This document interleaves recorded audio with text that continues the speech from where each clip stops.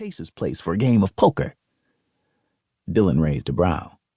The last time I played poker with you all, I almost lost the shirt off my back, he said, unable to suppress a grin. Dare gave him a huge pat on that back.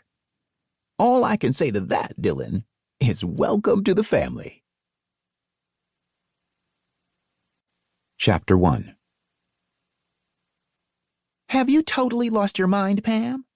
No matter what you say, we can't let you do it. You've given up so much for us already. We just can't.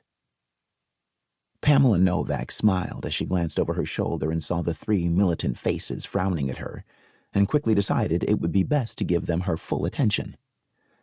Drying her hands on a towel, she turned away from the sink to face them. She wondered what it would take to make her sisters see reason and understand that she had to do what she had to do. Not just for her own benefit, but mainly for theirs. Fletcher was pushing for a Christmas wedding, and here it was the first week in November already. So far they hadn't set a date, but he would bring it up every time she saw him. He'd let it be known that he didn't want a long engagement, and considering everything, a long engagement wouldn't be in her best interest either. She nibbled on her bottom lip, trying to come up with a quick yet effective strategy. If she could convince her sister Jillian of the importance of what she had to do, then Paige and Nadia would quickly come on board. But convincing Jillian was the big challenge.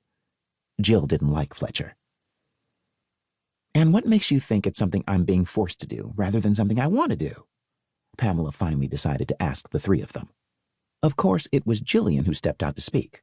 Jill, as she was called by most people in Gamble, Wyoming, at 17 was a senior in high school and was a spitfire. She was also smart as a whip. It was Pam's most fervent desire for Jill to leave Gamble next fall to attend the University of Wyoming in Laramie and pursue her dreams of one day becoming a neurosurgeon. And Paige, 15, and Nadia, 13, would soon be ready to pursue their aspirations.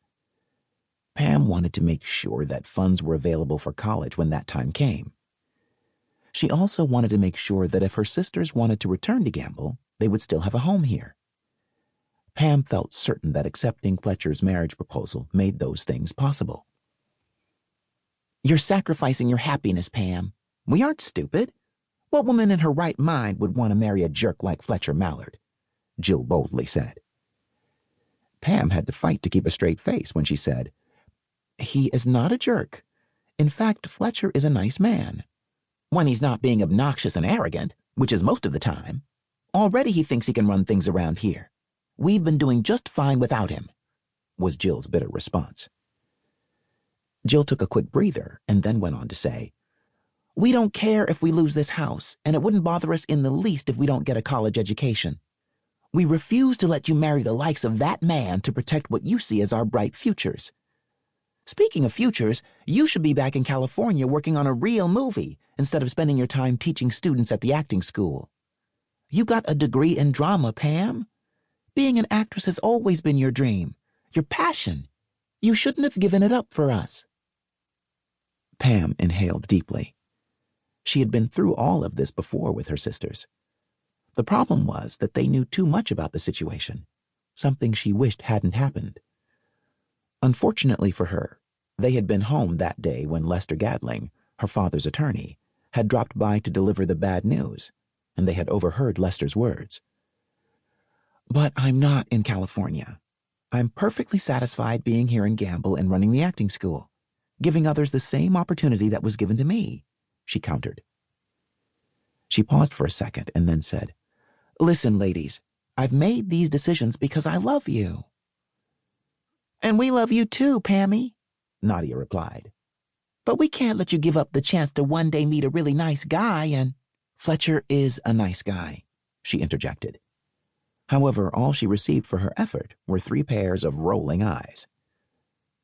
No, he's not, Paige spoke up to say. I was in the bank one day when he went off on one of the tellers for making him wait in line for so long. He thinks he's all that, just because he owns a chain of grocery stores. Okay, you saw his bad side just that one time, Pam said. Deep down, he's a kind person. He's willing to help us out, isn't he? Yes, but look what he'll be getting. Our home and the most beautiful single woman in Gamble, Jill pointed out. A single